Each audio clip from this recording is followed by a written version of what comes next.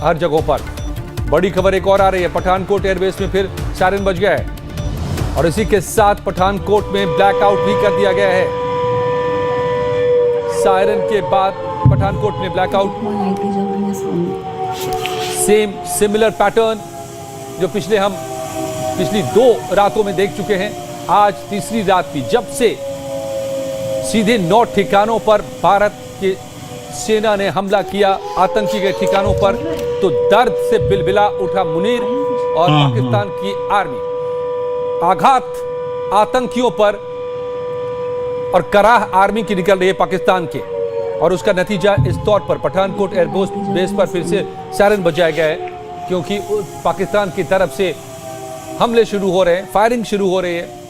और पिछले 2 दिनों में हमने देखा है कि ड्रोन अटैक्स भी हुए हैं, मिसाइल से भी अटैक हुए हैं। तो एक बार फिर से वही तस्वीरें सामने आती हुई पठानकोट एयरबेस में फिर से सायरन बजाया गया है और इसके बाद यहाँ पर ब्लैकआउट कर दिया गया है। ये सुरक्षा के तहत ब्लैकआउट किया जाता है ताकि दुश्मन को टारगेट नजर नहीं आए। ब्लाइंड करने के लिए एनिमी को ब्लैकआउट जरूरी होता है। तो आप सबसे दरख्वास्त है कि सुरक्षित जगह पर जाएं और कहीं भी कोई रोशनी न जलाएं। बिल्कुल अंधेरा मतलब बिल्कुल अंधेरा 100%, क्योंकि रोशनी मतलब खतरा, रोशनी मतलब दुश्मन को नजर आएगा टारगेट, रोशनी मतलब इंसान, तो उसको वो टारगेट कर सकता है, हिट कर सकता है। तो इस वक्त जब हमारे सेना उनको मुंहतोड़ जवाब दे रहे हैं, तो हम सब की जिम्मेदारी होती है कि हम भी उनको पूरी तरह से सहयोग करें, ऐसा कुछ न करें जिससे दुश्मन को मौका मिले। और इसीलिए ये ब्लैकआउट किया जाता है।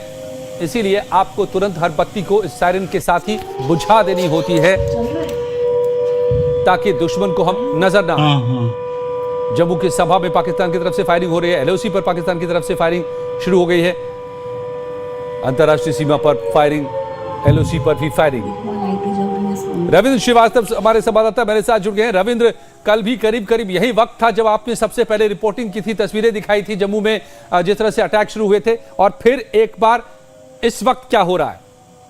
देखिए, अभी भी पाकिस्तान की तरफ से लगातार गोलाबारी जारी है और देखा जाए तो जम्मू में आज फिर से ब्लैकआउट कर दिया गया है, वहां पठानकोट में भी ब्लैकआउट किया गया है।